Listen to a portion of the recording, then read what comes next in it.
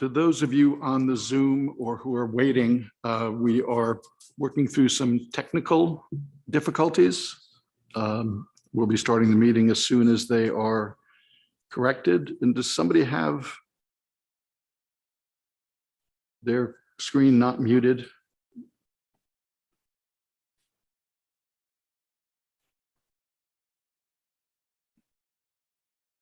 Anybody who's in the room that is also, mine's muted. If anybody in the room is on a Zoom, please make sure your microphone is muted.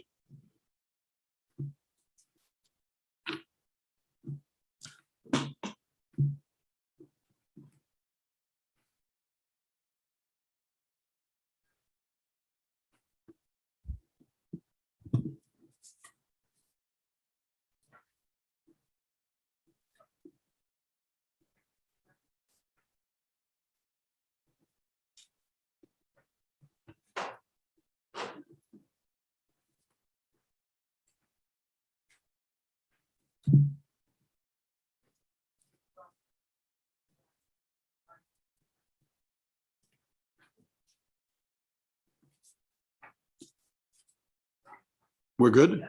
Okay. Good afternoon to everybody who's joining this meeting on Zoom and watching on YouTube. This is a meeting of the Right to Know Advisory Committee on November 10th, 2021. I welcome you all with whatever platform you are watching us. I will begin with introductions of the committee members, starting with those that are physically present in the AFA room, beginning with Judy Meyer.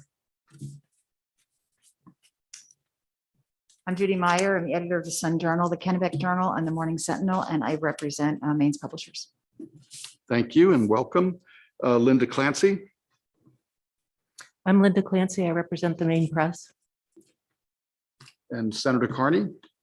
I'm Ann Carney. Good afternoon, everyone. I represent Senate District 29, which is the community of South Portland, Cape Elizabeth, and a little bit of Scarborough. And I'm here as from an appointee from the Senate.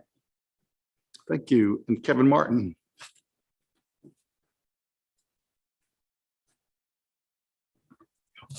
Kevin Martin, Maine DEP, representing state interests. Thank you. Julie Finn. Hello, I'm Julie Finn, and I'm here representing the Maine Judicial Branch. Chris Parr. Hi, I'm Chris Parr. I represent law enforcement interests.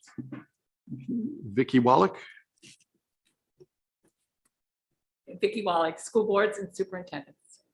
Thank you. Jonathan Bolton. Good afternoon. I'm John Bolton, and I am the representative of the Attorney General. Thank you. And Eric Stout.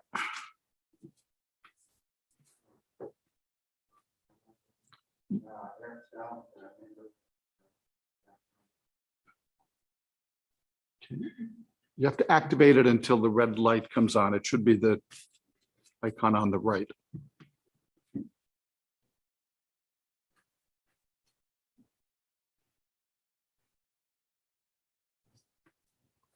Okay, Eric Stout, member with background in information technology and not so good with microphones. We all have our strengths and challenges. Eric, thank you for being here.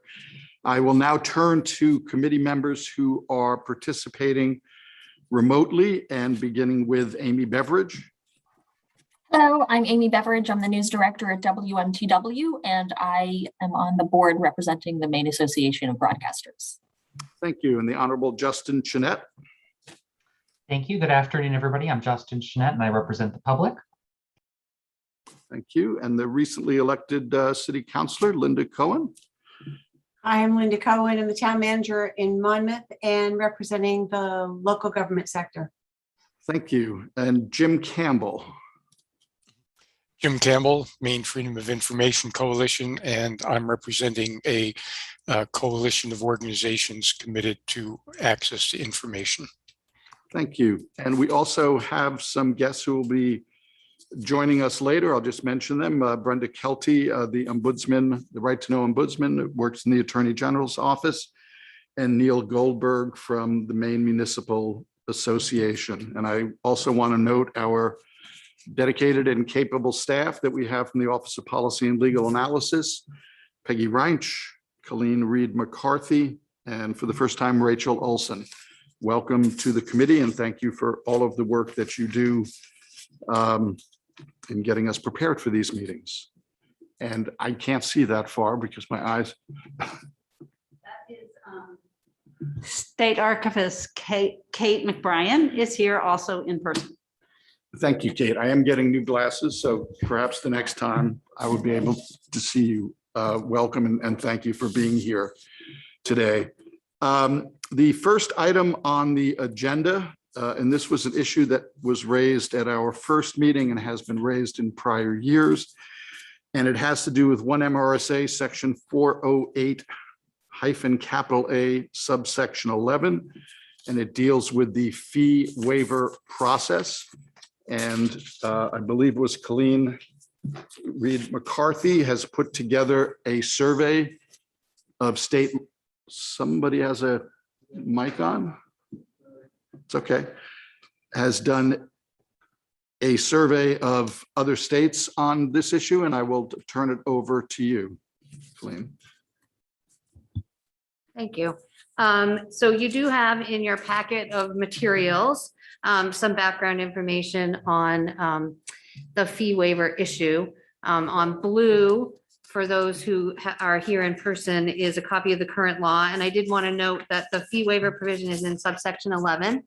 But I did want to note for you that the statutes haven't been updated yet. So the changes to subsection 8 related to the costs or increasing the costs from $15 to $25 per hour and increasing the free hour from 1 to 2 hours. That is not reflected in the copy of the current law that you have, but the subsection 11 has not been changed, and that is that's the current law for you, but that we just haven't had a chance for the statutes to be updated yet in the database. But on the white paper and what was shared with you previously was just an outline for you of how other states treat this issue of waivers or fee waivers for public records requests.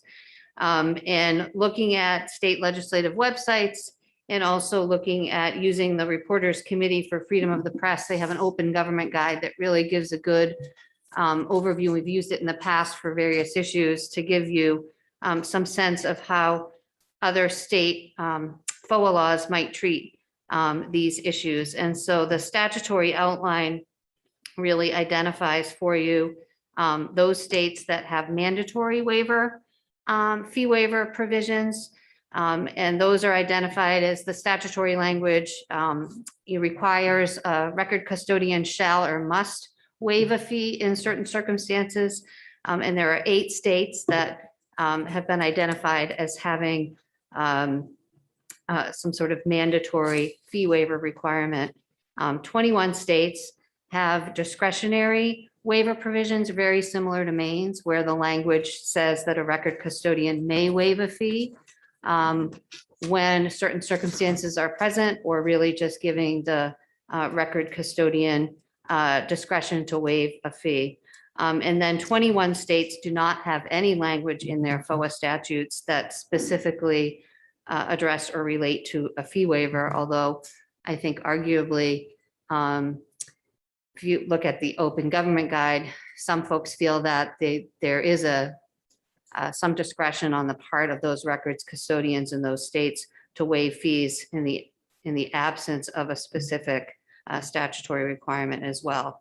I'm happy to go over some of the examples of how states define it. A number of the states that do have mandatory waiver provisions do talk about or require circumstances either when an individual requester is indigent, or if the request is in the public interest, which is similar to what we have in our main statute in paragraphs A and B.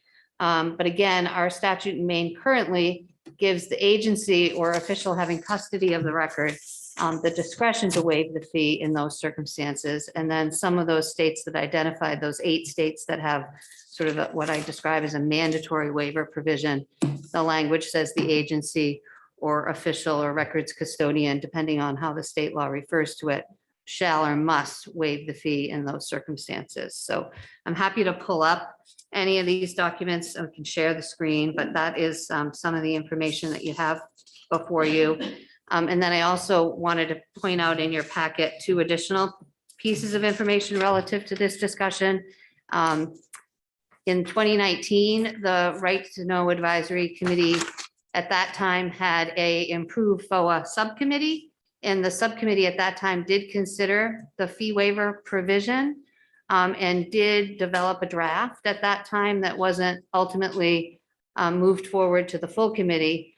But they discussed this issue at that time relative to the decisions or the discretion that's shown on the part of agencies, and the approach taken in the draft that I shared with you is adding language to the current law that would require agencies or officials that when they deny a request for a waiver, either in full or in part, based on a determination that the release of the public record does not meet the standard for being requested to be in the public interest, that then the agency or official in that circumstance must provide written notice of the denial and state the reason for the denial of the waiver prior to proceeding with the request. So that is something that was discussed previously, as I said, by a former subcommittee. So I wanted to make sure you had that information. And then additionally, you did receive some input from a member of the public in email form, and you have an email from Mr. Capron raising some issues related to fee waivers. The other thing I would note just before you, if you want to talk further, is that this issue was suggested for you to discuss as a topic item this year by the Public Access Ombudsman, Ms. Kelty. And she is here and is present and could sort of bring you up to date and reiterate the reason why she brought this forward to the full committee's attention based on a inquiry that she had received related to this issue. So I'll stop there, but I'm happy to answer any questions or pull up any of the documents for you. Thank you very much, Colleen. And thank you for this report. I was able to review it with the statutes that were highlighted. Have some questions, but would first ask if there are questions from committee members for Colleen regarding this memo and what she's found in other states. Chris Parr. Colleen, a question I had is, how many states did you find had a waiver provision like Maine has, and that was just amended to waive the first hour, and then now it's 2 hours of fees that can be charged, at least for staff time? How many did you find like that? I didn't find any that were sort of specific to how Maine does it, is sort of the 2 free hours. And then additional, an hourly rate after that, particularly related to the search fees. There are some states that had mandatory waiver provisions that required a certain amount of the fee up to a cap to be waived if someone demonstrated that they were either indigent or the request was in the public interest. So if you look on the chart, the 2 that come to mind, I think Hawaii was a state that does it through their regulatory process as opposed to in statute.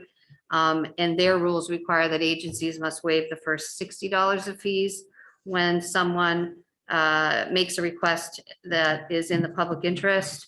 And then I think there was one other state particular to that had, Michigan, I think, had a waiver of the first $20 of each request when an individual demonstrates that they're indigent. And then there was another state that comes to mind. I can't think of the specific state, but provided discretion similar to Maine, like absolute discretion that the agency may waive a fee if they determine that it's in the public interest, but they capped the fee waiver amount at $500 in that situation. So I think, we've talked about this before when we talked about raising the fee, the $25 fee. I think if you look at other state statutes in terms of the fees that they charge or the amounts that they have in statute, they really range, have a range, but when you settled on the $25, you kind of did take a look at what other states were doing. And the $25 limit that we have in statute now was in line with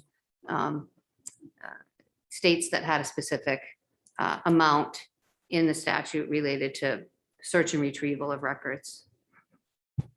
That's it. Additional question? Thank you. Go ahead, Chris. Thanks. I guess my follow-up question, I noticed the statutes were fascinating to look at what other states are doing for a number of reasons, including this. But what stood out to me, and I guess I want to make sure I'm clear on this, is that it became sort of the onus was on the requester to say why this was in the public interest. And that sort of fascinated me. Did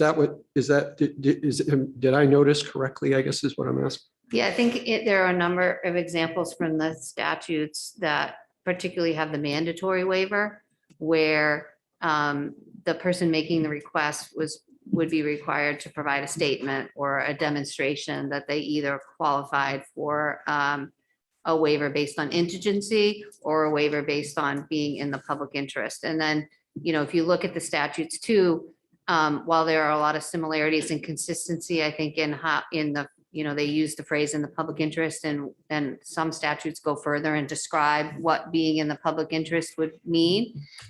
It's similar to how Maine, the concept is similar, but the language is really kind of all over the place in terms of how states describe it.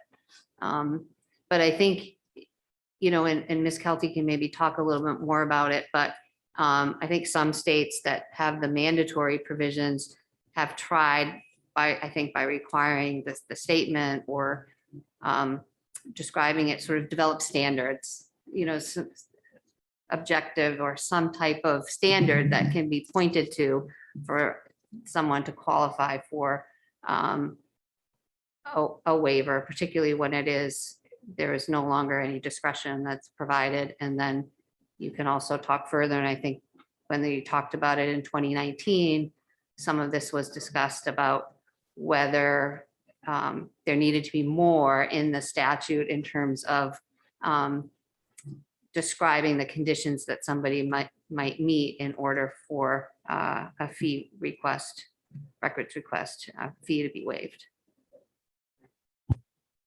Are there additional questions from committee members? And I'm going to look around the horseshoe first, and then I'll go to those participating remotely.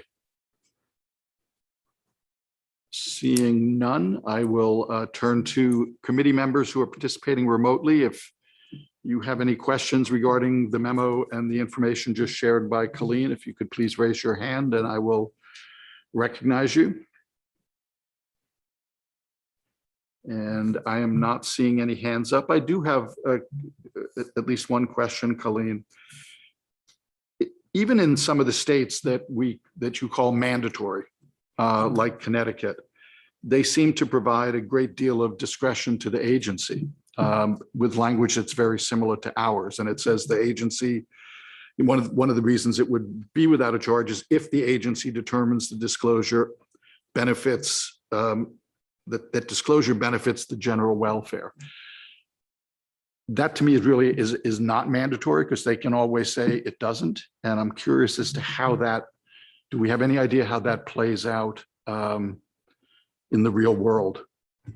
Yeah, it's interesting. I think Peggy and I were talking about it. It's almost like under Maine's current structure, there's double discretion. You may waive the fee, and then if you determine that someone qualifies, and there's discretion in how you determine whether someone would qualify. Mm-hmm. And then in the mandatory states, it will say you shall waive the fee, but there's still some discretion in determining whether or not you meet the standards in the statute. And that's sort of like, in a way, like one element of discretion. And then in our statute, there's sort of two pieces of discretion. So I think you're right. I think it's hard to, it may play out very similarly to how it might play out here, because it does leave the discretion, appears to leave the discretion in a lot of circumstances, even in the mandatory fee waiver states, to the agency or the official or the records custodian making that determination. So I think, again, that goes back to, can you develop some sort of standards that need to be applied that could be put into the statute? Beyond what is, what a lot of states use now currently, which is in the public interest or indigency. And then some states describe what being in the public interest means more fully. And thank you. And two follow-ups. One, is there an appeal process in these states? What happens if somebody is unhappy with the determination of the agency regarding their decision to waive fees? Yeah, I think states are, I didn't look specifically at that, but I expect that, or I would anticipate that it was, their process might be similar to what happens in Maine in terms of, having some ultimate authority to challenge, but it would be sort of trying to work out those disputes. Perhaps, some states have an ombudsman like we have in Maine, or, and there would be some way for them to get some assistance short of having to, go to court and make an official or more formal appeal. And my last question, at least for now, is agencies that are subject to freedom of access laws can be the big state, but they can also be local municipalities, some of which are very small, not terribly well funded. Are there distinctions in, I'm not, at least from what you've shown, there doesn't seem to be a distinction drawn between what entity is the request has been filed with. Is that not generally? I mean, generally when you look at FOA and you look at these types of provisions in other states, they generally describe it as, a records custodian or a public agency or official. And I think that term is usually broadly defined, so it includes both at the state and the local level. Some states had some specific requirements related to the type of record that may not necessarily lend itself to a municipality. I think New Jersey was one that would waive the fee for someone who was a victim of a crime and was requesting those records from the state in that situation. So there are some circumstances perhaps, but I think generally when we looked at the state laws on this, when I looked at them related to fee waivers, most describe it more generally, and I would interpret that term to apply at both the local and the state level. Thank you. Yep. And seeing no other questions from committee. Yep, there is a question, Linda. Sorry, I apologize for not asking earlier, but I That's was okay. curious about New Jersey.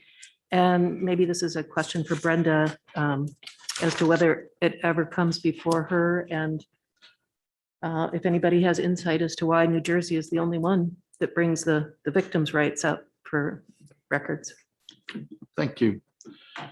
Other questions from committee members? And I'm looking at those participating remotely and in person, and I'm not seeing any. So with that, again, thank you, Colleen. And I would like to invite Brenda Kelty, the ombudsperson for the Right to Know, the Freedom of Access Act in Maine, to please join us, as this was a topic that she asked us to consider. Brenda, welcome. Thank you, Representative. Thank you. This question came to me from through an inquiry. A requester who represented a national organization that regularly made FOAs to particularly, in this case, municipal offices, and went around the country making FOA requests and always asking for a waiver and reporting through social media on their outcomes through this sort of process. So in this particular instance, the requester was not granted a fee waiver and contacted me to complain about it. And I, after having a discussion, asked that I present it to the Right to Know Advisory Committee. So I just want to be clear that I'm not advocating a position at this point on whether there needs to be a change to the fee waiver provision. I simply wanted to convey on behalf of this inquiry, the question, and it's, it is sometimes good to go back and look again at even something we looked at only a couple of years ago, but the reality is that it's discretionary. And there are no standards to apply here. So my only question to the agencies has to do with how consistently they're applying their fee waiver, because what we don't want to see is a biased approach or favoritism for some groups and not for others. So that is something that I do actively look for. But in terms of the agency's discretion, they can deny. So I do think that it's a complicated question because it's not a simple fix. And the reality is that when we increased the free hour to 2 free hours, we're essentially waiving. It really is a waiver. It's a waiver of the fee for the first 2 hours. So we have incorporated that into our fee schedule to a certain extent. And I do support that. Those 2 free hours at the beginning, I think that's a really, really good change to our fee schedule.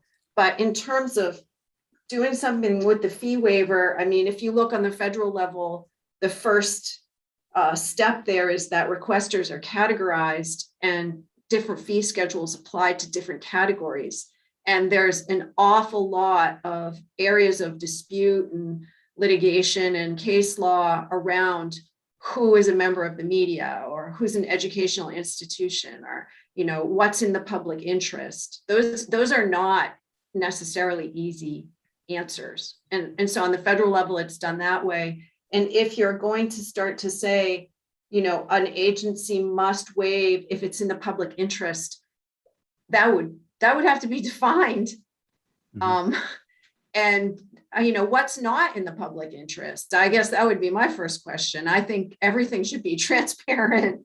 So I'm not really sure what's not in the public interest, except for, of course, established and warranted confidentiality provisions. But in the general sense, I think that's a very broad, if it's not defined, it's going to be hard to say it's not in the public interest. So that would have to be addressed. And then the only other thing, the other reality in our statute is that sometimes the fees motivate requesters to go through the process of clarification and really trying to scope their request to the closer to the target. And it does motivate more efficient FOAs to a certain extent. And of course, it can be abused and there can be overestimated, inflated fees. I'm not saying that doesn't happen too, but it is a motivator. And so if we take fees out of the picture entirely and waive everything, I do think there'd be a strong possibility that there'd be very broad FOA requests and no motivation to go through the clarification process to try to scope them in the ones that could be narrowed. And we do see more and more extremely broad requests. We'd have an unintended consequence that we'd need another mechanism to try to create that motivation to go through a clarification process, because unless we're going to start funding agencies, and particularly, as you noted, your smaller municipalities or your smaller organizations that don't have the staff, are we going to start to put the resources in place so that there are more people there to respond to FOA if it resulted in larger and more frequent FOAs. So I'm just thinking through the cascade of things that could potentially happen from it. And I guess my only point is that it's not a simple fix in my mind. It would be a complicated fix, but and I'm not taking a position at this time. So I guess that's about it. Thank you, Brenda. Are there questions from committee members for Ms. Kelty? Not seeing any in the room. Anybody remotely? Brenda, I do have a couple questions. One, the entity that requested you to raise this issue, were they seeking what you would consider to be commercial information? You know, information for commercial purposes, or are they just? No, this was not a vendor type organization. It was more of a reporting type organization. I'm sorry, what type? Well, more reporting. Okay. And my other question is, well, I have two more. One is, in your experience, how many do you receive complaints from requesters saying, I have requested a waiver and I don't get it? How come? I have, and again, I'm always looking, I'll ask an agency what kind of policy they have for how they're going to execute this discretion that they have. And again, if they just say, you know, we're just not going to waive, and we don't waive under whatever circumstances or whatnot, I'm still just looking, is there something arbitrary or capricious or biased in the way that they're waiving? And if I don't have any evidence of that, they can execute their discretion. You know, there's just not a lot. There's not a lot you can do. It's left to the agency. And in the event that there is a disgruntled requester, is there only option then to file an ADC action? Well, it's interesting. I've never seen one based just on a denial of a fee waiver. I've never seen that. And I don't know if the fact that we've increased to the first 2 hours will make much of a difference, but certainly there's a very large number of FOA requests that will be responded to for free within 2 hours. But I've never seen that case. My final question is, and this is based on complaints I've received anecdotally, that there are requesters who are told what the fee will be, and they find it to be, in their minds, ridiculously exorbitant with no explanation as to how the agency got to that amount. Do you see that? And how do you help people work their way through that?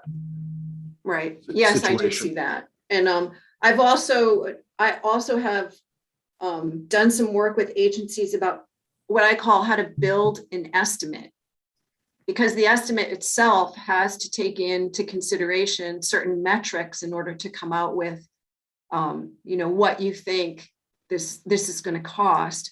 And remember, it's a good faith, non-binding estimate. So there's some element there of unknowns, particularly, usually the biggest unknown is how many pages are going to have to be reviewed, because oftentimes that won't be clear until the search is actually done. And so sometimes there's an unknown there, but I will always tell requesters, if they've got an estimate that they're unhappy with, they don't know what it's based on, it seems high, let's go to the agency and ask for the details. How many custodians have to search their records? How many records do you think this is? We can even standardize it to, you know, how many minutes do you expect to spend reviewing each page, and multiply it by what you think the volume is going to be. You know, sometimes we have requests that involve archived records or records that are on another site, in a different office. There can be complications like that. All of that is relevant to building an estimate. And I think it's entirely fair for a requester to ask for more specifics. So I will help a requester to, you know, go through that process. And generally agencies will participate in that. They will go ahead and give a more detailed analysis of how they came up with that estimate. So yes, we do go through, and sometimes I'll push to make adjustments. I've done that many times. to bring that down. So, you know, yes, that does happen, and we do a lot of work in that area. Thank you. And I certainly understand the motivation to motivate requesters to narrowly tailor, you know, their request to the maximum extent possible, but I worry about requesters not getting information that they should be provided with. I mean, how do you Right, strike and yeah, and I do agree with that. There's always this question of wanting to be sure that, you know, you describe the records you're looking for broadly enough to capture, because sometimes the requester doesn't exactly know what the record is, that they think there's something there, but they don't know exactly what it is. But sometimes the request can be narrowed, for instance, versus a request that says, I want all the communications from everyone in your agency relative to something. It can be narrowed to the most likely custodians, the people in the agency that deal with that subject matter, that were most likely to have anything to do with it. And for instance, you can scope the request based on likely custodians and get a first production that may then give the requester a much better sense of the landscape of what it is they're looking for. And then they can expand from there with more information versus I want everything from everybody, which is extremely broad. And we get those requests, Representative. I want every single employee in your agency subject to this FOA. Mm-hmm. And that may be just unnecessarily broad. So yes, it's tricky because we also don't want to shut down the possibility of finding something. And this is a little bit of that clarification process that goes on. It should go on, it should always go on at any point to try to get the requester closer to what they're looking for. My only point relative to the waiver is that if it's extremely broad and the requester just has an expectation that the agency is just going to be able to do that, and then finds out that, whoa, it's really going to take a lot of time for this agency and it's going to cost me a lot of money, they are sometimes more motivated to then have the discussion about, well, how could we scope this in a little bit? That's just a factor that's there. Thank you very much, Brenda. Additional questions or comments from committee members? Kevin? And if I missed you before, I need to turn both ways. I was late on that one. I didn't get the hand up in time. Okay. So you did not miss me. Brenda, a couple of questions, I guess, related to kind of the situation that brought this forth. Do you have a sense of where the requests that was coming nationally to different municipalities fit in the spectrum in terms of what you're describing? I guess my experience with a lot of these is everybody requests fee waivers. They're on the majority of the requests.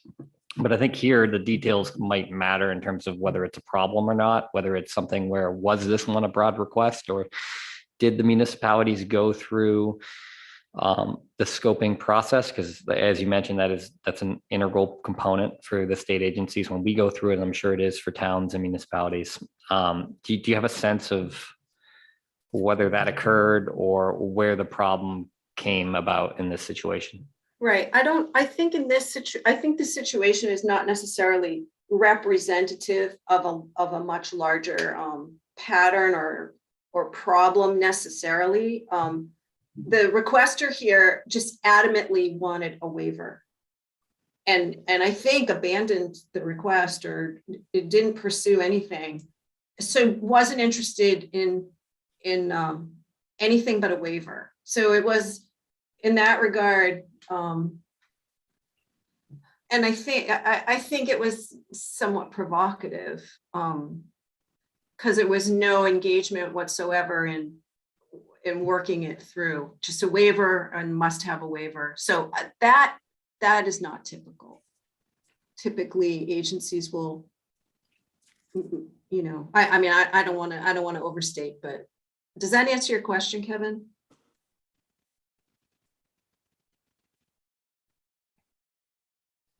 My mic, hold on one second. There we go.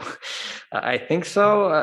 I guess I'm just not, so if I'm understanding, was it just kind of fishing to see whether agencies would waive without an actual request? Is that? There was a request, but I do think it was sort of a challenge to see if agencies would waive. Okay, I think that makes sense. But you don't have a sense of what the request was, because I think it's hard, but from my experience, it matters whether it is a broad request or a narrow request. And Oh, it was broad. it was broad. Okay. Yeah. Thank you, Kevin, and thank you, Brenda. Eric. So I just wanted to add the element of technology assisted searches can play a big part in what Brenda was describing to try to identify the key custodians and key search terms and do metrics. And so that applies to the state agencies. There's over 1,000 requests a year that get logged for state agencies, and our IT support is about 100. So it's a little bit less than 10% of support, but very often I will hear back from agencies that a technology assisted cloud search saved them so much time. And that was a win-win for the agency and for the requestor, less time by the agency and less cost to the requester.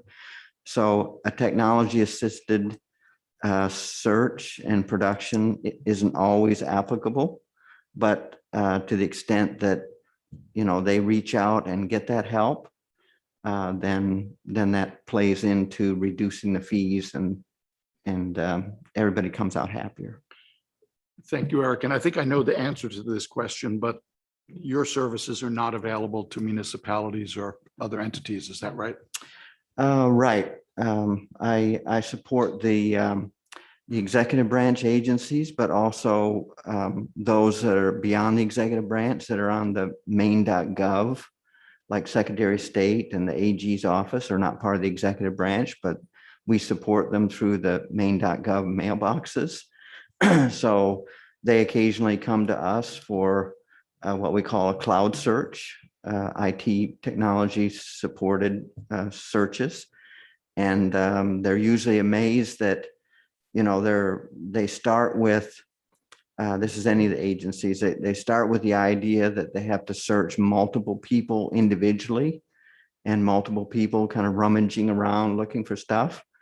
And when we consult with them and have this conversation and they realize that we can, if authorized, we can search one person, 10 people, 100 people, and all those results are blended together and deduplicated. They're just really amazed that it's a very efficient process for them, less staff time for them and less cost to the requester. But it's basically anybody with a main.gov mailbox agency that we provide that support. But some of the municipalities, large ones maybe, have some IT support that might be able to help, but certainly the smaller towns and other entities probably don't have that support. Thank you, Eric. Brenda, one last question, and I think I say that multiple times. Given the expansion of the amount of free time, do you think you will see fewer complaints regarding this issue? Or is it something we just need to see how it plays out? Well, I just haven't had time to collect any data on that yet. I'll certainly be looking for it because I want to see what the the effect of that extra hour is. So I'll keep an eye on it, Representative. I haven't had enough time to collect that data. Okay. Thank you very much. So to the committee, we've heard from Ms. Kelty. We've had an overview of laws in other states that seem to be really all over the place. And we've heard that this is a very difficult issue to balance. Are there thoughts from committee members as to how you would like to proceed? And what I'm asking is, would you want to do something now as a committee? Or would you like to see how the changes in the statute that became effective on October 18th play out and then revisit the issue if we still see an existing problem? So I would open that up to all committee members. Chris. Thank you. So I'll just say up front, this is not a topic that I supported us taking on for two reasons. First, given the change in the law regarding the hourly fee waiver, I think that I'm interested to see what effect, if any, that has in terms of this issue. But the other reason is that, you know, we have talked about this, and it's such a complex issue. Certainly any good lawyer can always make the case that something is in the public interest, even if it relates to private litigation. And there's so much tension in the law, you know, in terms of our law. It's open to anyone, not only in Maine, not only in the United States, but literally worldwide. We have no distinctions for commercial requests. And that was one thing that stood out to me, at least with some of the statutes from other states that we looked at. Some seem to try to address that in some way, the commercial requests. There's no real distinction or that I saw anyway, certainly not in our law, that would enable us to be able to say, okay, the press, you know, that absolutely any member of the press, you know, there should be some sort of waiver or some sort of, you know, increase in the amount of waiver that would be or a limit on the charge that would be made. But, you know, anyone can be a journalist now if you have a you know, an online social media account and make the case that, well, I'm sharing this with my followers, so this is, you know, newsworthy. And but so it's undoubtedly it's a complex issue.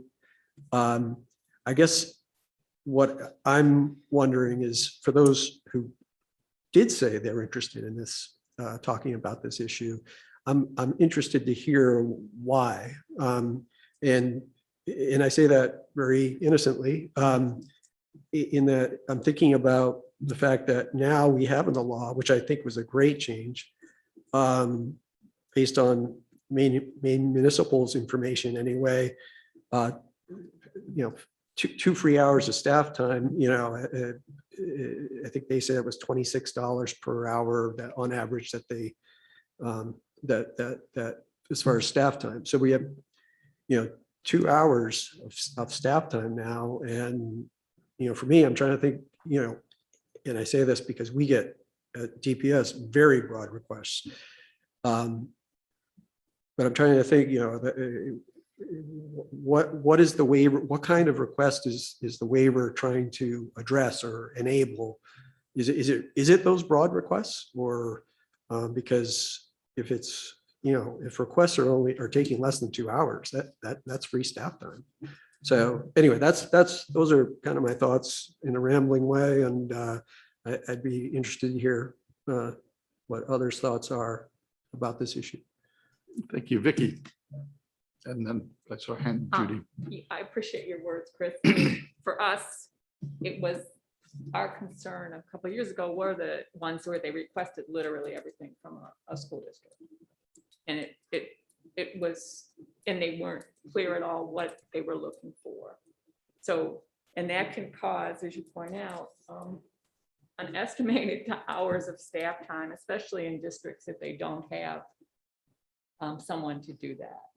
So I think this is reasonable and we should see how it works. And if it does make a good, a positive difference in requests that seem to be more than, and I use quotation marks, nuisance requests, and those that are very legitimate, and there are those that are very legitimate, but we just need to see if it changes the tenor of the request. And I think that it will. So I'm supportive. You're supportive in seeing how the new law works. Thank you. Judy, you got a hand up. Sure, I'm also supportive in seeing how it works, even though I was voted against it last year, and I'm optimistic that it will reduce the fees. My concern with and this has always been a concern with me, when you ask for a fee waiver, because the statute allows consideration of a fee waiver, and it is so clear that certain state agencies don't provide that consideration at all. And I think if you're denied a fee waiver if it's a legitimate request for a fee waiver for the reasons set forth in statute, you ought to be given a reason why no. The agency doesn't consider it in a public interest. You're not indigent. It's going to take us 72 staff hours to do this. So that there is a possibility for that person to then appeal, because you just can't appeal a flat up no without the reasoning behind it. And sometimes that, to Brenda's point about being able to negotiate the scope, if the requester understands why they're being denied, it opens the door to further discussion rather than slamming the door shut, which is what happens now when there's no consideration. And I am seeing that, and I've been a journalist for 30 years. Fee waivers used to be the norm, and that is really reversed in the last, I would say, 6 or 7 years. So more fee waivers are being denied, and there's no explanation provided to the requester.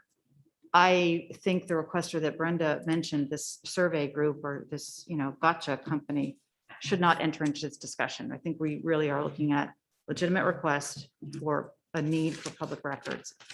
I would also say my experience in the small towns, they're more apt to waive fees in the teeniest, tiniest towns than in state agencies, which I find very neighborly, and I hope that doesn't change. But you had asked a question, Representative, about if Brenda was aware of any lawsuits on the fee waiver question. And I would just guess, and I'm not a lawyer, but if you are denied a fee waiver, you're coming there because you can't afford it or don't want to pay for it. Why then would you go hire a lawyer and file an appeal in Superior Court if you don't have the money?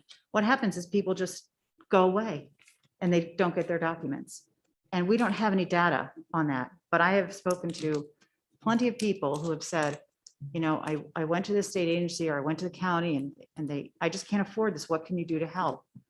And there's really not much you can do unless the agencies are willing to work with these requesters, or at least explain themselves. I think it's the transparent thing to do. So I would like to see us look at language to be included in the initial receipt at the 5-day point. If the waiver's been requested, the rationale for the no. Either by perhaps pointing to the individual sections of the statute that you think the material is exempt, or are you focusing simply on the waiver? I'm sorry. Just on the waiver. And I only feel so strongly about this because the statute includes the option. And if the option is denied, there should be a publicly released reason why to the requester, rather than just no, because I don't like you, or no, I don't think that's in the public interest, which probably everybody in this room would define differently. But to just leave it as a no without providing an understanding, I don't think is good. Thank you. Will you, and if this is, I don't mean to put you on the spot since I have a tough time remembering 2 years ago, but we did have language suggested that did some of what you're asking, which was to provide the reason for the denial. I read that and I'm wondering what exactly that does. If it, does it give more appeal rights? But you're saying at least it tells a requester, here is why we made this decision. I'm not sure that puts them in a better posture to sue the agency. It may not, but it provides greater understanding to the workings of government, which I think should always be the goal. And it does open the door to further discussions, like suddenly a light bulb goes on. Oh gosh, I didn't know it was going to take 100 people to do this. Let's work this out. And I think that would be better for both sides. Thank you. Eric. So I'd like to amplify what Judy is just saying about the plain reading of the existing law, which says waiver B. The agency or official considers release of the public record request to be in the public interest because of doing so is likely to contribute significantly to public understanding of operations or activities of government. That's a good thing to have transparency of government. That's really foundational to what FOA is all about. But then how do you reconcile that with the point that Brenda made a few minutes ago about agencies being consistent, not being capricious or show favoritism? So how do you be consistent and yet apply this? So if agencies fall on the side of being consistent, then they're going to always deny. And always denying means that they are therefore ignoring what was just read. So how do you reconcile those two things? But clearly it says, you know, that the intent is to be the public interest contributes significantly to public understanding operations of government. But how do you do that if you're consistently always never having a waiver? And so both of the fairness is a good thing, and what was just read is a good thing. And I see that there's a conflict in trying to reconcile those two. Other committee members? Looking first at folks that are here and then turn to those participating remotely. I guess, and correct me if I'm wrong, and I'm always asking to be corrected, but the sense I'm getting from the discussion we're having is that this is still an area of concern to some members of the committee, more so than to others. But I'm also hearing that we've made, I'm not going to say a seismic change in the law recently, but we did make a change regarding an expansion of free time that hopefully will lessen the concern that's being raised here. So I'm not hearing a great sentiment to do something at this point other than to see how the changes that we made to subsection 8 of this section play out over time. Am I missing something? I think I'm missing something because Peggy is sending me something in the chat, and that both Linda, Amy, and Jim have their hand up. Excellent. Do they have their blue hand or their real hand? They do. Then I should have that participant box open, shouldn't I? My apologies. I'll take them in the order that they appear on my participant list, and starting with Linda Cohen from the town of Monmouth. Thank you, Tom. I would like to see the recently enacted changes allowed to go for a little bit and see how that plays out. I think that Brenda made a good point earlier when she said that basically, I mean, we've gone to 2 hours of free time. Most of those requests now are going to be free. And I don't like to just keep tweaking a law over and over and over again without giving recent changes to it an opportunity to see how they play out. That's where I am. Thank you. And I apologize for my operator error. I now see the hands and will no longer need Peggy to chide me to pay more attention. Thank you, Linda. Jim.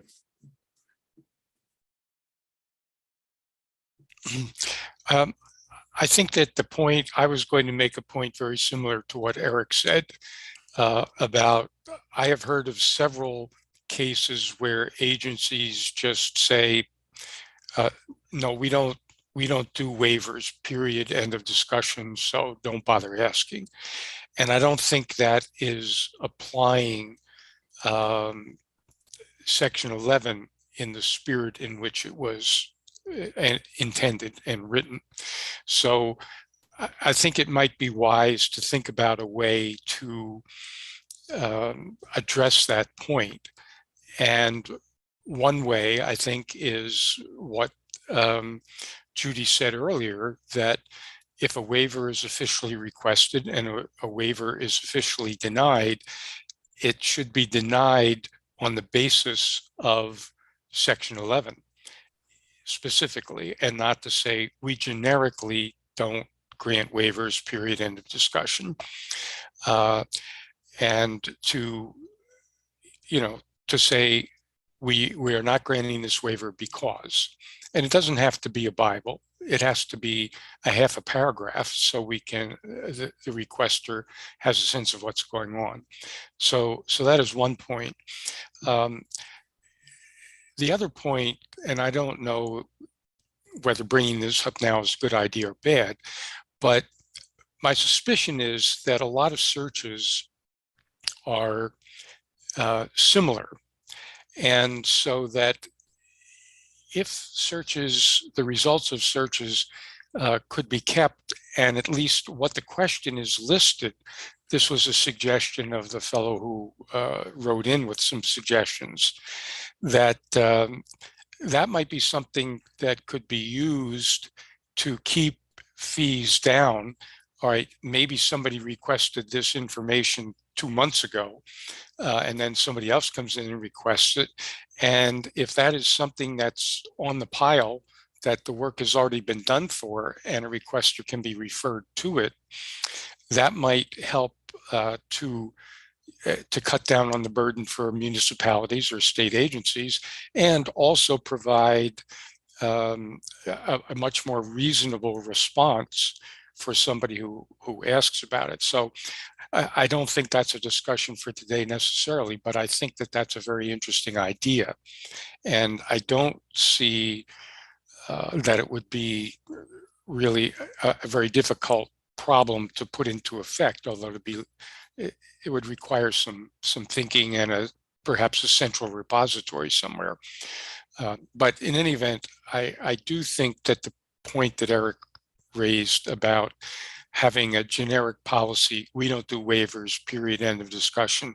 We don't care what Section 11 says, we just don't do it, is not an acceptable kind of stance for any agency to take.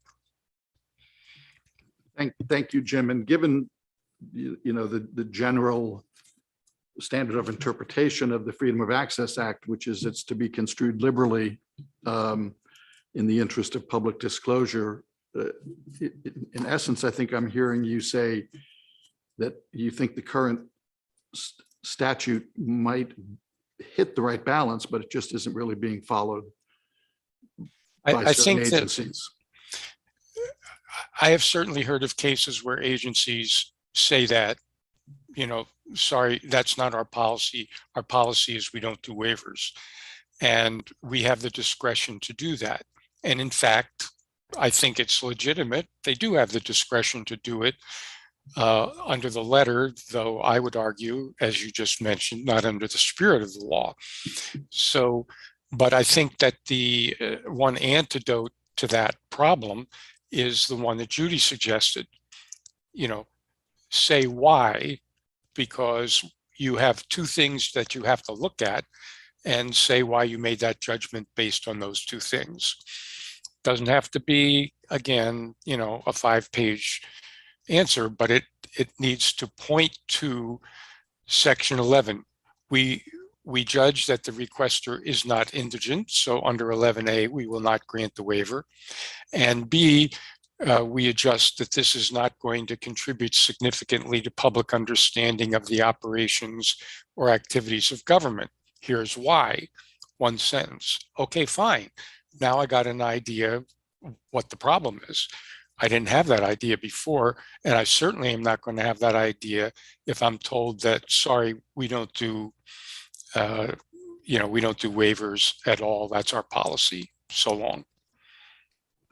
Thank you, Jim. And I told Peggy before the meeting that I had to go and pick up one of the volumes of Maine law, which I try not to do. to see if there is any case law on this section, and I'm not finding anything addressing the concerns that that have been raised here today. So thank you. Amy? Thank you. I just was going to make a comment, from my own experience as a member of the media. It has been said already, so I won't take too long here. But first of all, I am optimistic in the new 2 hours free timeframe, and that'll help a lot. And I do want to see how that plays out.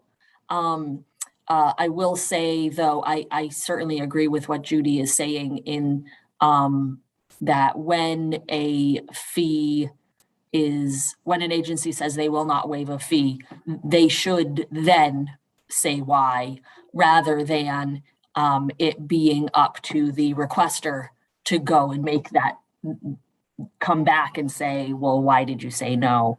I think the one thing that we see often is it just seems like agencies are trying to delay the process in some way. And so,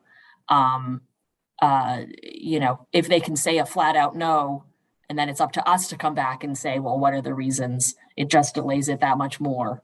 And that's really the difference there. And I think, these are two different things. Of the 2 hours free is different from telling us whether they're waiving the request fee at all. I think that they're two different things. So they should be considered that way.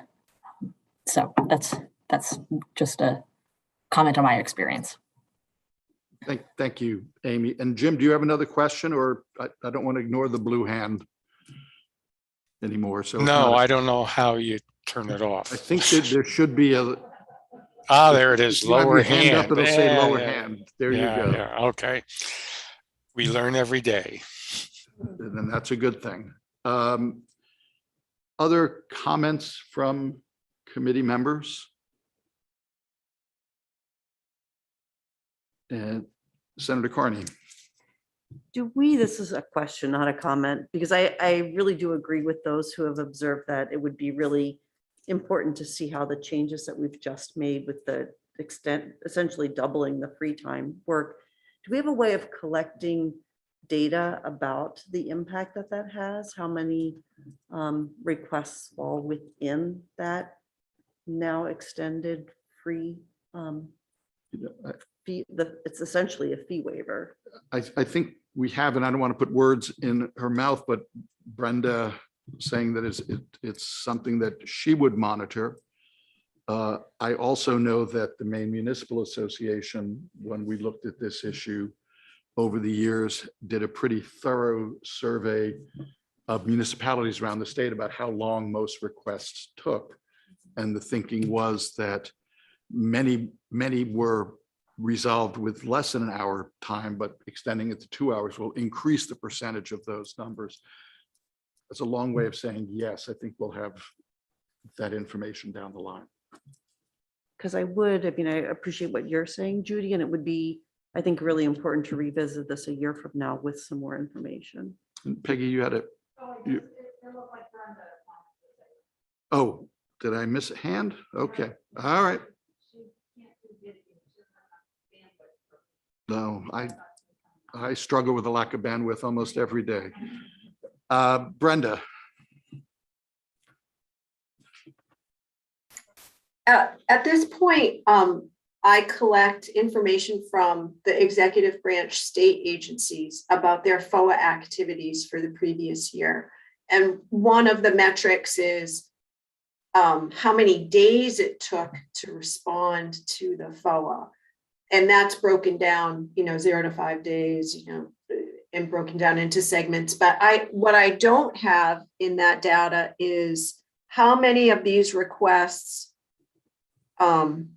were completed within 2 hours and there was no fee charged. I can certainly ask my public access officers if they'd be willing to collect that information this year.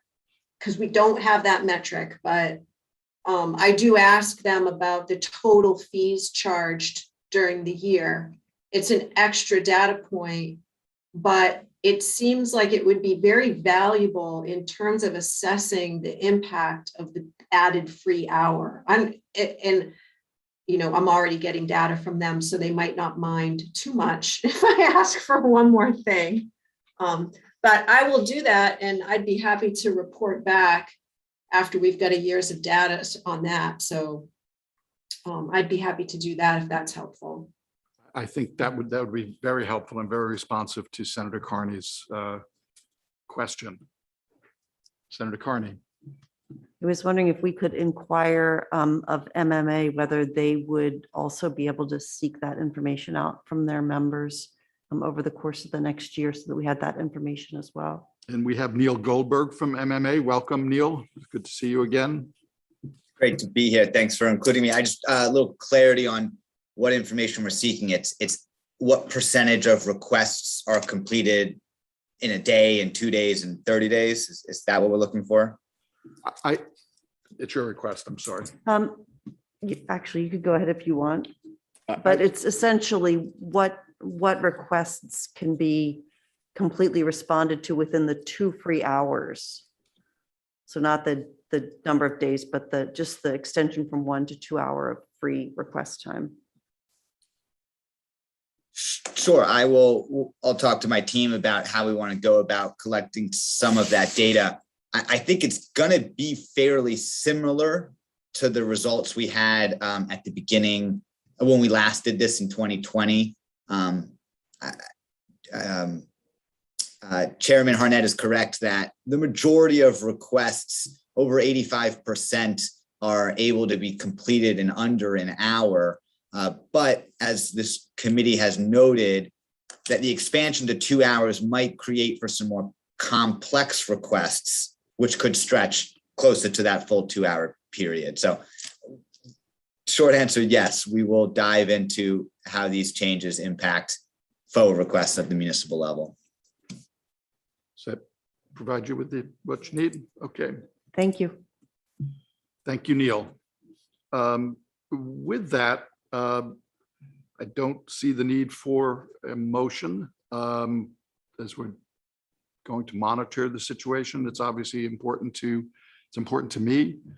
And I think it's important to many committee members.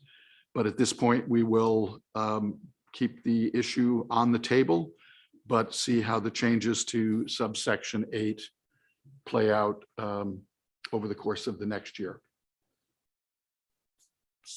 Mr. Parr. Thank you. Just a couple of thoughts. First, just as a general matter, in an ideal world, and I wish we lived in one, each level of government and each agency within each level of government would have staff dedicated only to responding to these kinds of requests. And until there's a willingness to invest in those resources, unfortunately, we're going to be left with what we have now, which is, for example, for me, responding to Freedom of Access Act requests is just one of many hats that I wear. And I'm only one person within our agency that responds to requests. People might come to me as a point of contact, but then if a record is with the Gambling Control Unit or with the State Fire Marshal's office, it quickly becomes a lot more complex. And those bureaus don't have dedicated staff to respond specifically to FOA requests. So my concern is that, and I'm looking at this from a DPS perspective, I guess I would need to give some thought about, and it would certainly need to talk to the leadership team at DPS about collecting another metric,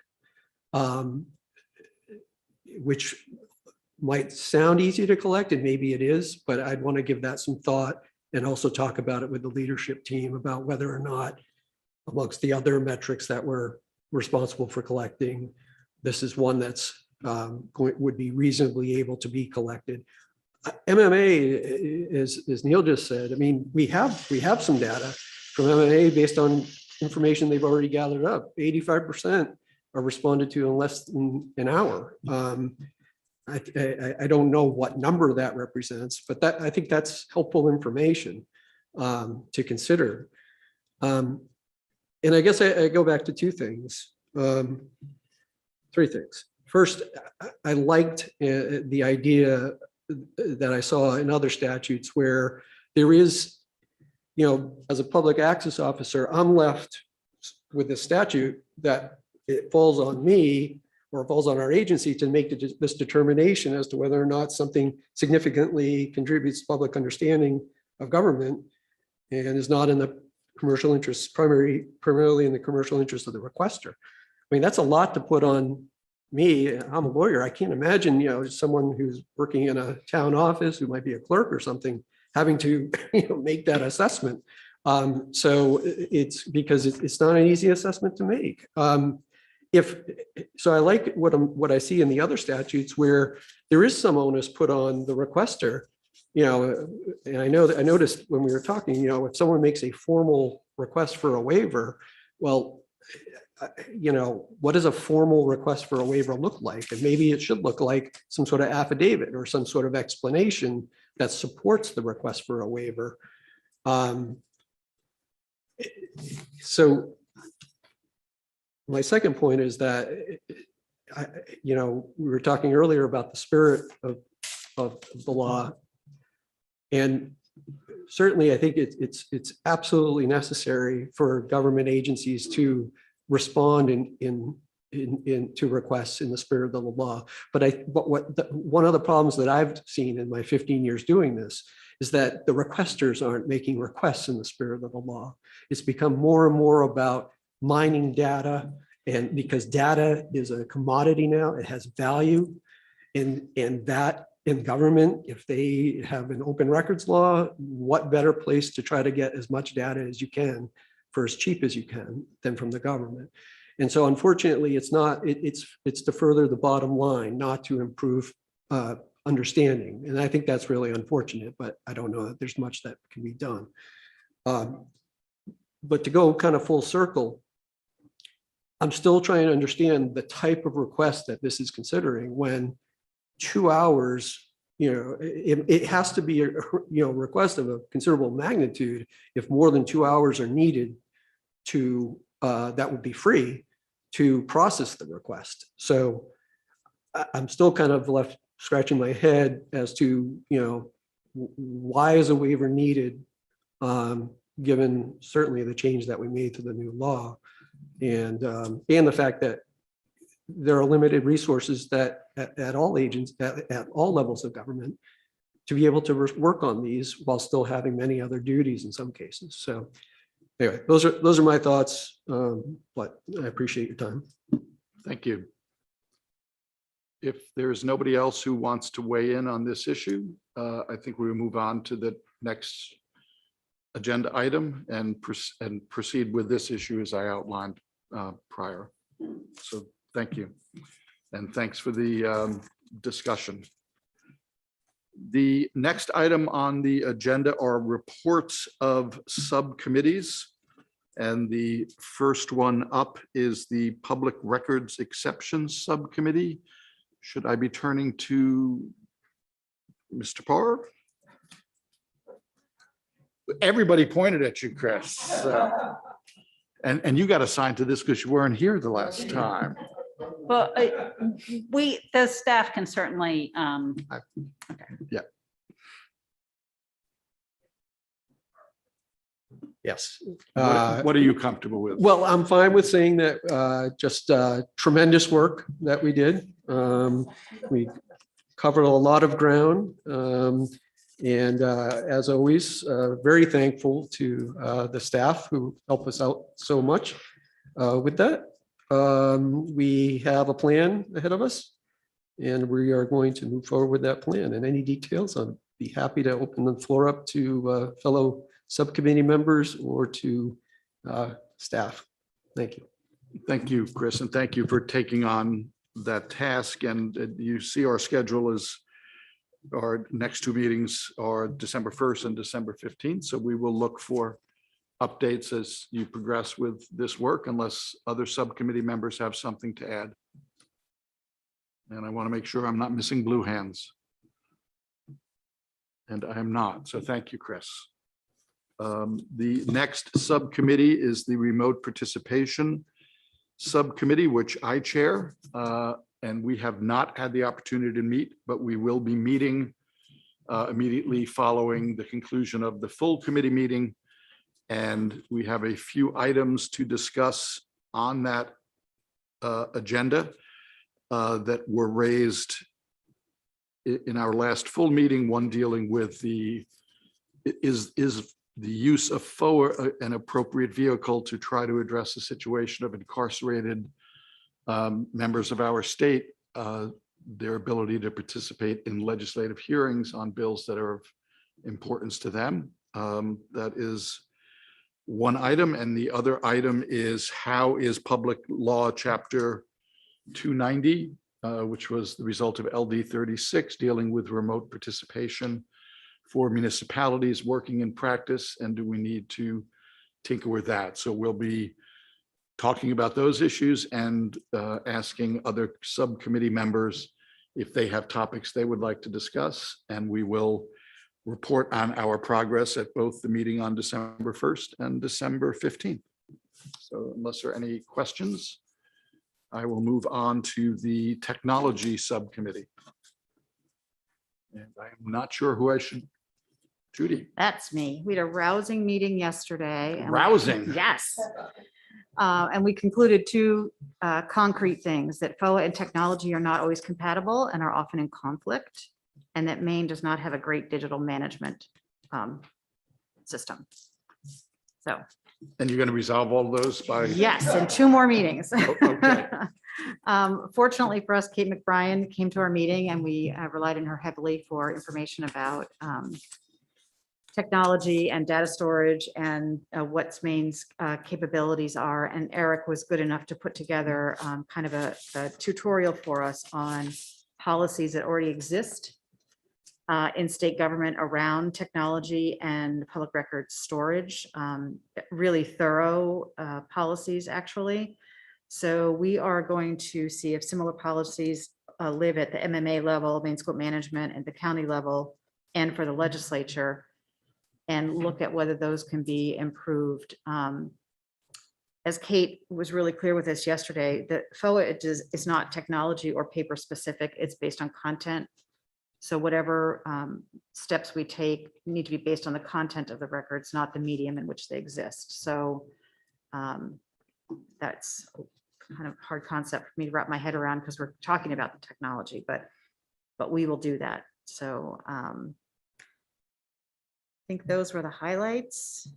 Kate is going to continue to come to our meetings, fortunately, and we will report back our progress. Thank you very much. Thank you for the work of the committee. And please know that even though we only have two full committee member meetings scheduled, you can have as many as you like between now and December 15th. But thank you. Thank you very much. Those are big issues to tackle. Are there other issues that, Mr. Parr? I just want to take a moment to compliment Judy on how well she ran that meeting yesterday. I thought it was a great discussion, and want to thank you for that.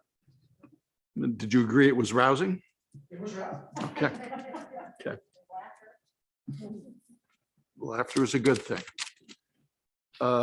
With that, the next item is, are there other issues that committee members would like to bring before the committee before we adjourn in advance of our next meeting on December 1st?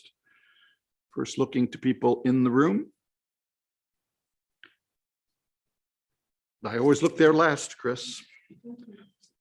Chris. Sorry. That's fine. I might be completely out of order here, but the state archivist is here. And I can't remember off the top of my head if there was a reason why in terms of an issue, but looks like there is not. So I just wanted to make sure that if there was. Thank you. And if you were completely out of order, I have this. Now, and much fancier than what we have in judiciary. This has like a block to smack it on. Thank you. And if there is nothing else, I would enter, whoops, there's somebody in the chat.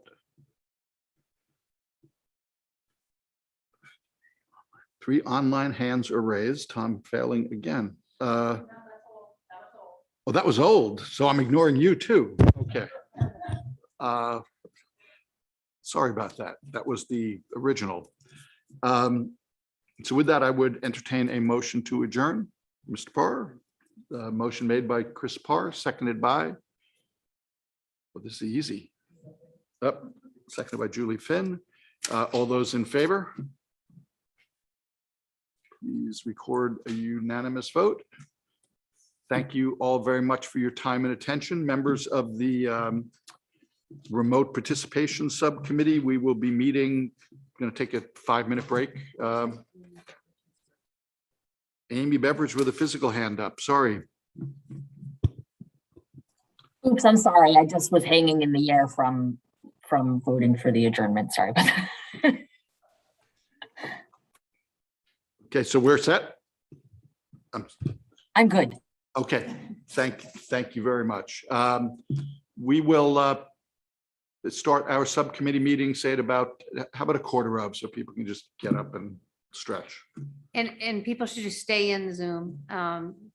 If they're electronically going to attend the subcommittee meeting, we're going to use the same link. Okay, if everybody heard that, if you're.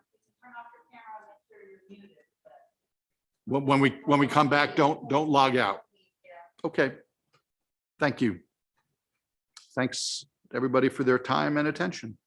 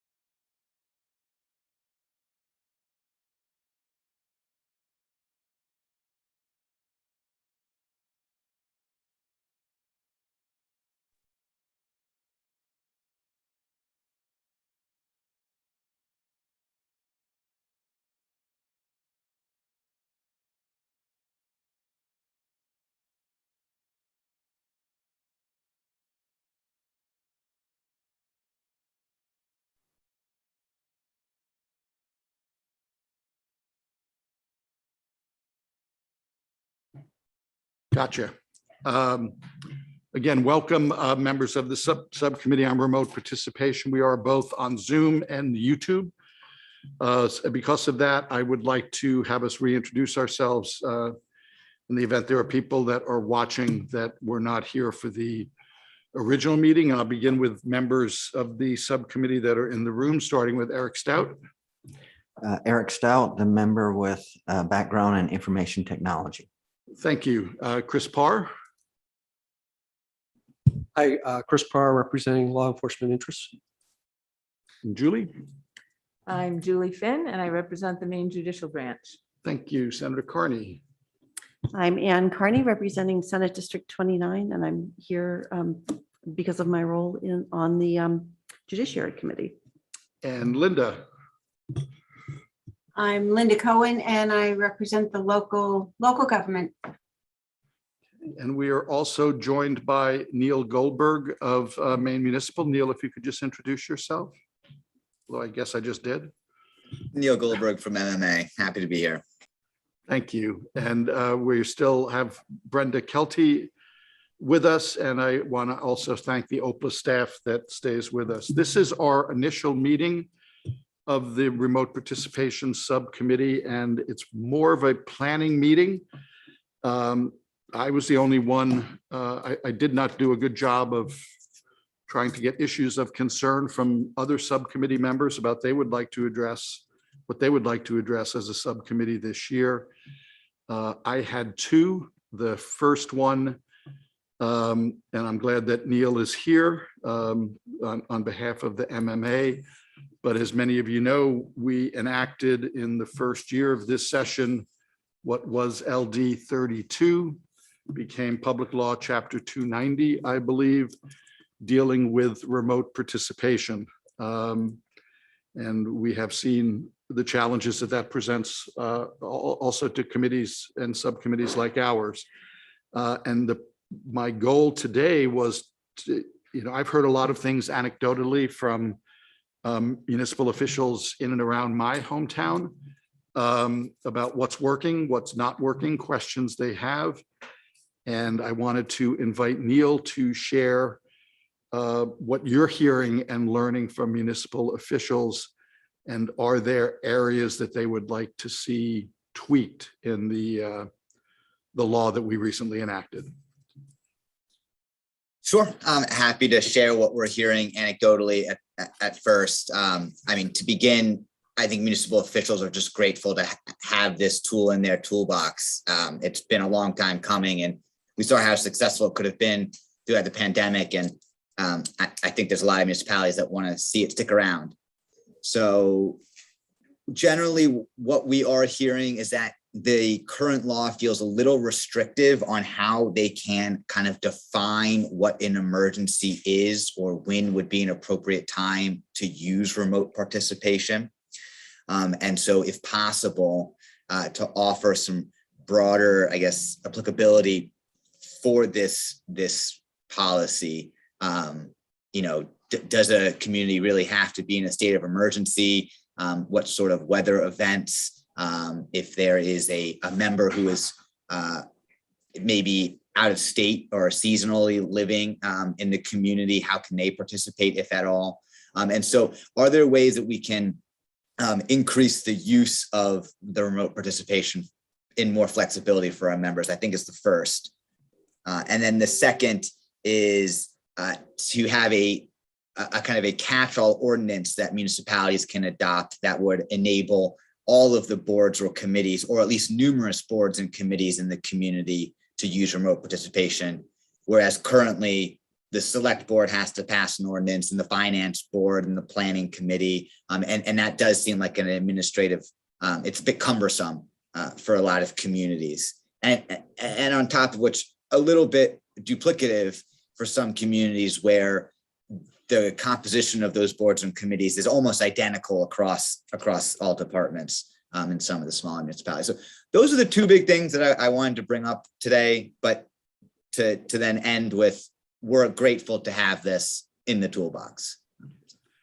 Thank you, Neil. And one issue that I've heard, and I'm curious is if you've heard about it as well, and I've heard those first two, that you mentioned, and I have a bill in that I will share at our next meeting that just got through Legislative Council, or soon will be, have its imprimatur, that will address some of those concerns, much like our committee, the Right to Know Advisory Committee, had to adopt its own policy about remote participation. And in many ways, we adopted policies that I think are less restrictive, a policy that's less restrictive than what municipalities think they have to do.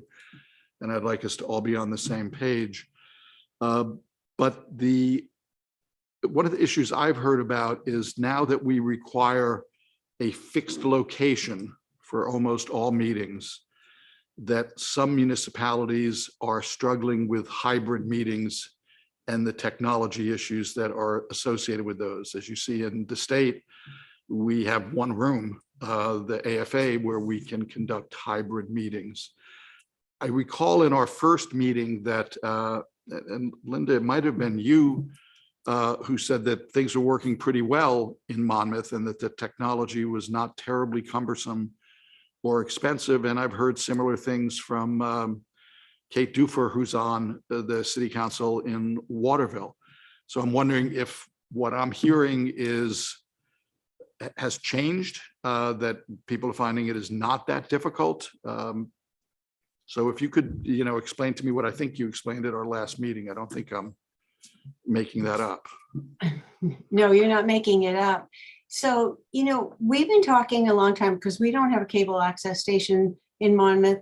So we were talking for a long time about being able to air our meetings in some way. And I talked to someone who, when I first spoke with him, it sounded so convoluted and difficult that we just kept putting it off. Once COVID hit, we really didn't have a choice. We had to figure out a way that would work. So we went with Zoom meetings, and we set up a television set and a speaker in one of the rooms where we were meeting. And we made it possible for people to either Zoom in or be at the meetings. At first, we were totally Zoom. So everyone was Zooming in. But then as things started to lighten up a little bit, we did go back to in-person meetings. But we wanted to continue getting that public participation in the meetings that we had seen when we were doing all virtual. So in the most recent budget, the voters approved the purchase of equipment that we could permanently use. We were borrowing a select board member's equipment. So we now have a room where we meet in person, and we have a huge 70-inch television and a camera and a couple of mics. And every meeting, people can come in person or they can Zoom in. And then that Zoom recording is then uploaded to YouTube. So anyone who can't be there the night that it's happening can then go on the YouTube station and watch it. And it's been working great. And it was $5,000 or less to invest in all the equipment. We got a good deal on the television. Those are pretty cheap these days. And $55 a month, I think, for Zoom. But it really is not that cumbersome to do it, and it's working well. So holding the hybrid meetings has been doable for you, and it allows for participation in terms of questions and comments from members of the public that are participating remotely? Absolutely. And are you experiencing the same challenges with it being difficult for members to participate remotely due to the way the statute is written? Or has your policy addressed that like ours did here? We adopted a policy that Bernstein Sure crafted for us. And to go to what Neil had mentioned earlier, it really was a cumbersome process to have every board and committee adopt it. They kept saying, why do we have to do this? Why can't the select board just pass one policy for the entire town for all of our boards? I said, it's the way the law is, and so we need you to do this, and they all did it. But my understanding from the policy that we adopted, and I trust Bernstein Sure to have done it properly, was, if you can't physically make it to a meeting, that can mean a whole lot of things. You're out of town, or you can't get out of the house because your children are there and you can't make it to the meeting, or maybe you've been exposed and you're in quarantine. So, and my understanding also was that it was being construed pretty liberally, as long as we were making sure that the public was able to still participate. So we haven't had a problem. We have had some members who have had to Zoom in, but the public has been there as well.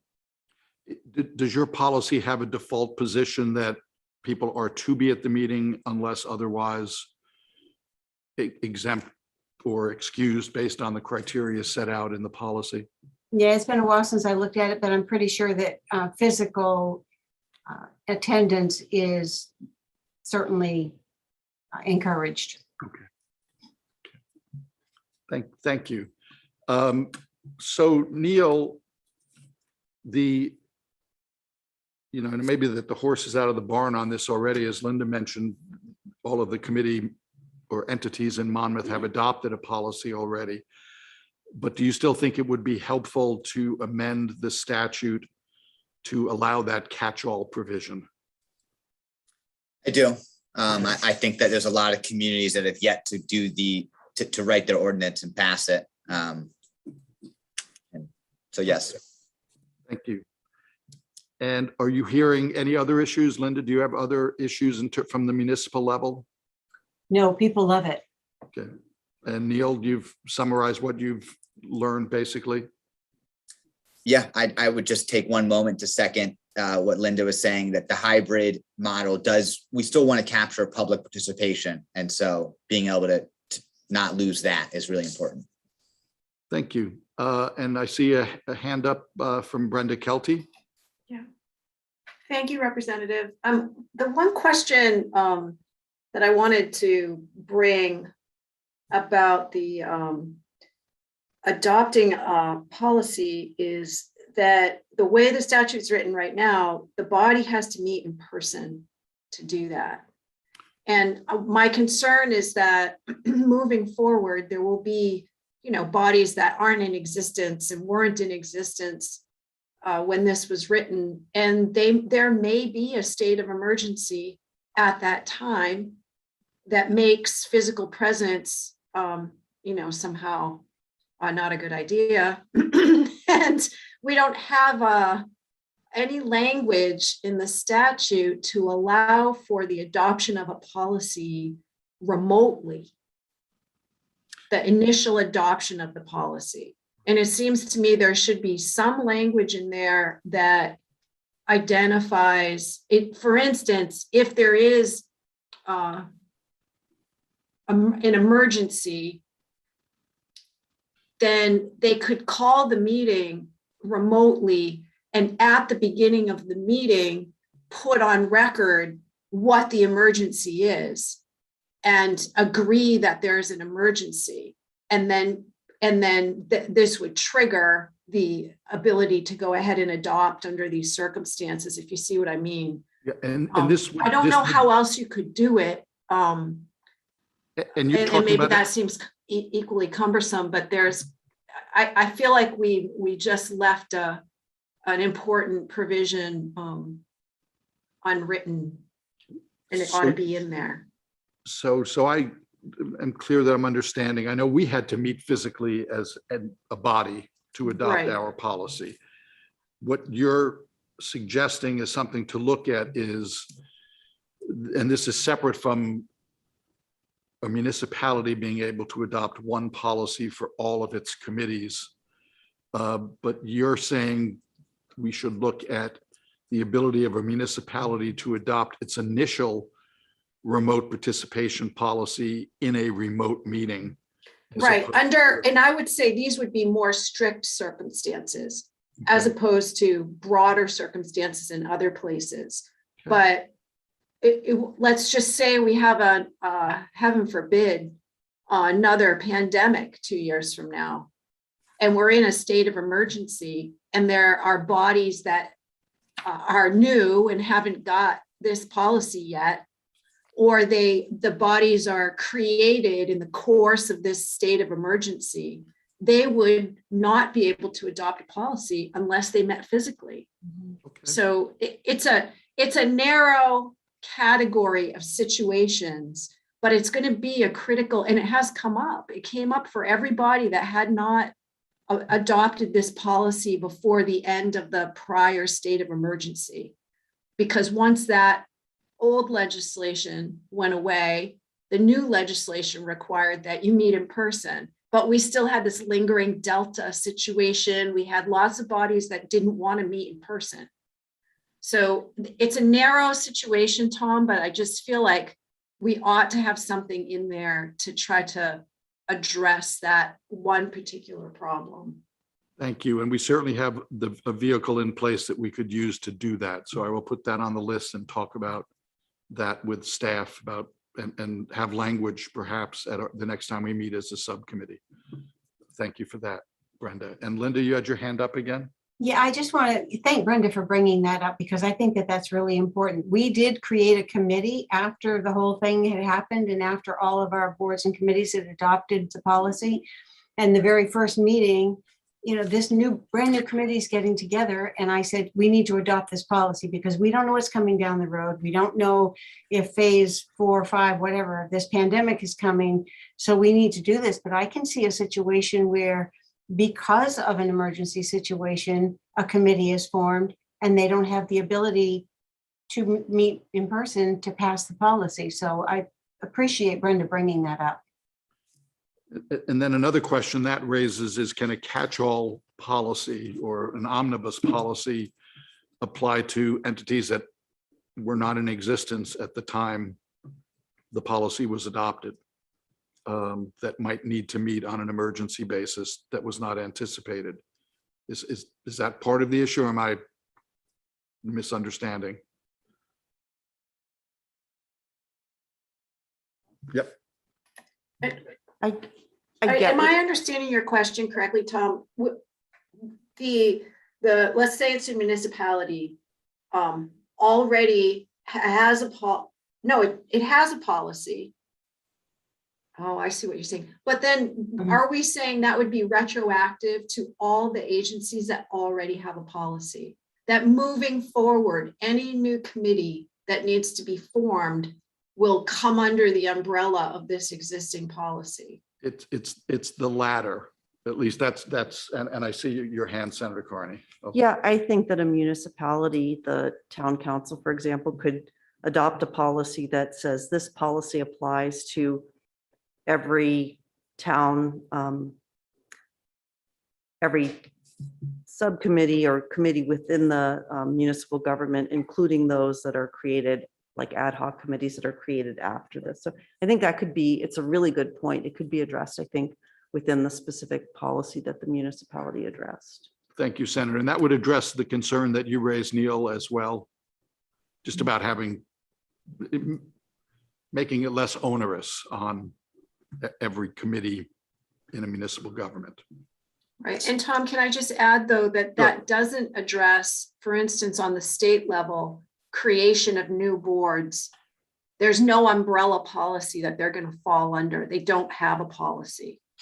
So we still need some kind of language that's going to allow them to adopt a policy remotely under emergency circumstances. Okay. Thank you. And I know there were many state committees and boards adopting dozens and dozens of policies over the last couple of months. Senator. I just wanted to address something related to the points that have been brought up to date. When the LD 32 was working its way through the Judiciary Committee and the legislature, we needed to be able to enact that legislation as an emergency measure with 2/3 of favorable vote in the House and Senate. And there was not agreement on, well, there was we could find the most acceptance of the legislation by really emphasizing the preference for in-person meetings. And that's why you see that kind of lack of flexibility that you were looking for, Neil. And then also why you see the concern about a body not being able to meet remotely to adopt a remote meeting policy. And I do think we should explore ways to fix those, but I just wanted to point out that both of those aspects of the legislation are part of the fact that so many in the legislature really had a strong preference for in-person meetings. And I'm just curious actually as to whether MMA members and Linda, whether you in your role have heard that it sounds like what you're hearing is kind of the opposite of what we heard in our discussions on the bill, which is that there's actually more of a preference for more flexibility with remote meetings rather than this strong preference for in-person meetings. I'd be curious to hear your thoughts on that. Neil, I see your hand up. You can go first on that. Thank you. I think it's a really mixed bag what municipalities prefer, the officials and the committee members themselves. It's a good split. But the reason why we really see a great need for larger flexibility for remote meetings is that public participation piece. So whether the committee members enjoy or appreciate it, the public certainly does. And to expand that offering to them would be great. Linda, did you have thoughts on Senator Carney's question? No, not necessarily. I mean, I think you've got a broad spectrum, I think, across the state right now, situations with COVID, where you've got some boards that are totally meeting remotely now. I believe South Portland is one of them. Portland is still meeting remotely. I don't know. I think if everyone was given their preference, they'd want to meet in public. You miss the public contact, that face-to-face. But I think Neil's right. Having that flexibility and making sure that a municipality isn't doing what it's not supposed to do under the new law, is the way we want to go. Thank you both. Are there questions or comments from other subcommittee members? Chris. So I think that this is a great idea to change the statute in the way that Brenda described, as well as, I don't know, it doesn't seem like it's a belt and suspenders approach to do both things, i.e. Authorize in certain circumstances remote adoption of a remote policy. And I think it was about the retroactive application of existing policies. Seems like they're both different things that should be addressed through statute. So I think it's a great idea. I guess I'm just asking is there a motion that needs to be done to ask for some sort of language to be drafted, or how does that work? What I would propose is I have a document in a bill that will be heard. I will sit with Peggy and Colleen and try to, I will present that at the next subcommittee meeting. So we have that in front of us and hopefully have some language that can address these concerns, if that makes sense. Eric. So we look forward to seeing what you come up with. But I guess from my perspective, I've worked in government for 47 years, both federal and state. But my perspective is that if the central government, in this case, the state government, would lay out kind of as it has, the end objectives of citizen participation, and then let the details of how that's implemented be controlled and adjusted locally. In other words, maximum flexibility as long as they're meeting the end objective of citizen participation. So I guess from my perspective, weighing in on what the MMA and the local government people are saying, to allow them more local control as long as there's the broad objective of citizen participation. I hear that loud and clear, and I also echo Senator Carney's sentiment that we still need to get this through the legislature as well, to convince those that had some concerns about losing the in-person aspect of meetings. So, but I think that's a balance that can be struck. But I appreciate that. Does that sound like a plan then? I will come back at our next subcommittee meeting with what has been introduced and with hopefully language that could address these concerns. Thank you. The next item that I had was based on a concern that occurred in judiciary earlier this year, where we had a number of bills that could have a huge impact on the lives of persons that are incarcerated in county jails and or state prisons. And there were many persons who were incarcerated that wanted the ability to participate in those hearings, to offer testimony, not just written testimony, but offer testimony in the same manner that all other residents of the state of Maine are allowed to participate. And that did not happen. And I have a concern about that. And I am trying to find out if the FOA is a vehicle to address that situation. So, and I don't have a statute. I don't have an answer to the question if FOA is the correct vehicle. But I do know that this committee is allowed to report out suggested legislation. There is no bill on this in that I know of. So one, I guess I'd like to hear people's thoughts about that issue generally, and then ask if the committee would be comfortable with me asking our wonderful staff to see what other states do about this issue. I did a quick search and didn't find a lot. But I know that my quick searches are not as good as the work that you guys do. But it's just an overarching concern that I have. So I just want to open that up for discussion to see if that's an issue that others consider worthy of our attention. Eric? So kind of along the lines that I just made about citizen participation, I mean, I would be in favor of, pursuing that. Anything that promotes more access to government decision-making.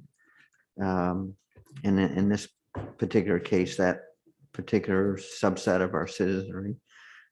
So I don't know what the details would be, but I'd be in favor of continuing to look into it to try to make the access more available.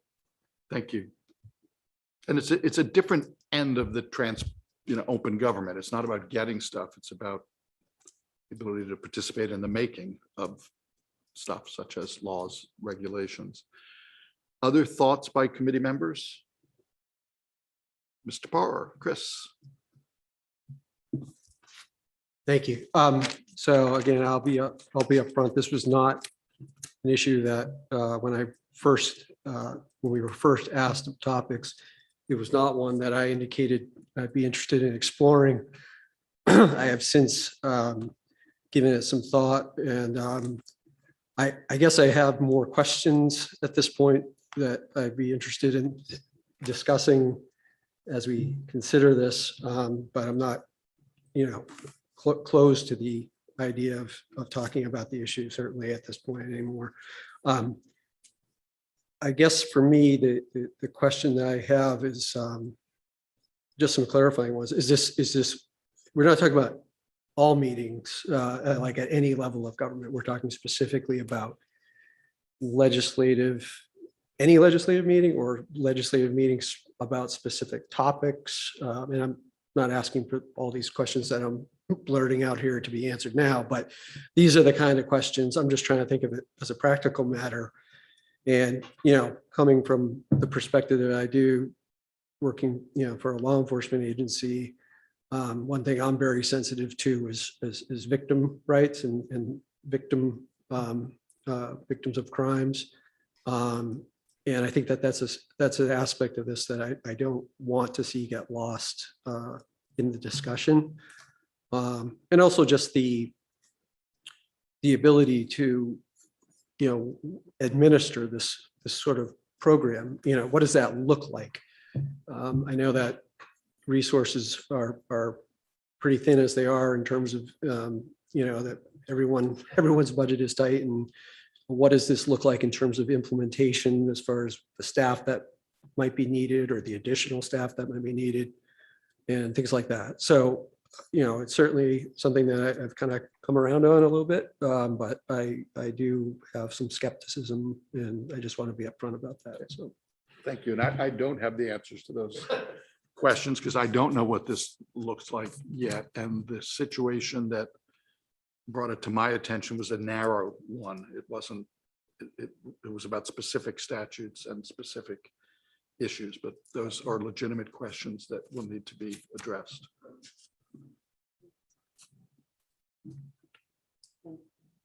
Oh, thank you.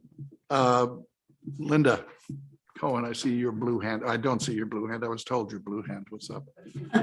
It's yellow on my end. Yeah. So I don't know, I'm a little torn on this one, and I could go either way. I think from a former and current town clerk perspective, I believe in people's right to vote, whether they're incarcerated or not. I would never want to see that right taken away. And I can understand how, in order to get to an informed place to make a decision voting, you need to know what's going on with the laws and how they're coming about. But for me, I think I would want to get some information from some of the facilities that have people incarcerated to see how they think that they would be able to implement something like this, because you've got all kinds of levels of incarcerated individuals. And is this, something that you put in one room and then all of a sudden you've got all these people in one room watching a monitor, or is it something that everybody has in their own cell? Or, I have a lot of questions about how it would be implemented, and I would like to get some input from the people who are out there. From the institutions themselves. Absolutely. Okay, thank you. Senator Carney. Yeah, I think the other thing, and it really it was top of mind for us this year because all of our meetings were using remote technology. And so I think the other thing we need to think through is, would any change we make be apply specifically in the situation where there was an existing avenue for remote participation? Or would we be creating remote participation? I just feel like we need to think through that as well, because meetings may not be happening remotely in the future. That's good. All good questions, and begs the question, if we do come back to in-person meetings, will there be a hybrid component? Because we have seen at the state level, the ability of people from Caribou to participate in a hearing that they might otherwise not have because they weren't going to drive 12 hours round trip to speak for 5 to 7 minutes. So, yep. And yet this is the only committee meeting room that can do a hybrid meeting. It's really, there are a lot of angles to this. Yeah. Good questions. I want to make sure I'm not missing anyone else. So again, and this will be the last topic that I talk about right now. I will again work with staff to try to flesh this out to see if there are models from other jurisdictions and bring it back so we can have a fuller discussion and invite stakeholders that obviously this would have a great impact on their day-to-day operations. Chris. And just on that note, I guess I was wondering if maybe staff might contact the AG's office, victim witness advocate office there, and maybe some, stakeholder groups like Maine Coalition to End Domestic Violence, MCASA, not necessarily, just to make them aware that we're talking about this, because I think that's, again, I don't want to see that perspective not considered. I think it's an extremely important one. So that's what I would ask. Thank you. I would certainly want every entity and organization that could be impacted to have the ability to have input on this. So if there is nothing else on that, I'm going to stop giving staff more work and ask if there are issues that other members of the subcommittee would like to put on our on the table for us to possibly discuss in the 6 weeks that we have.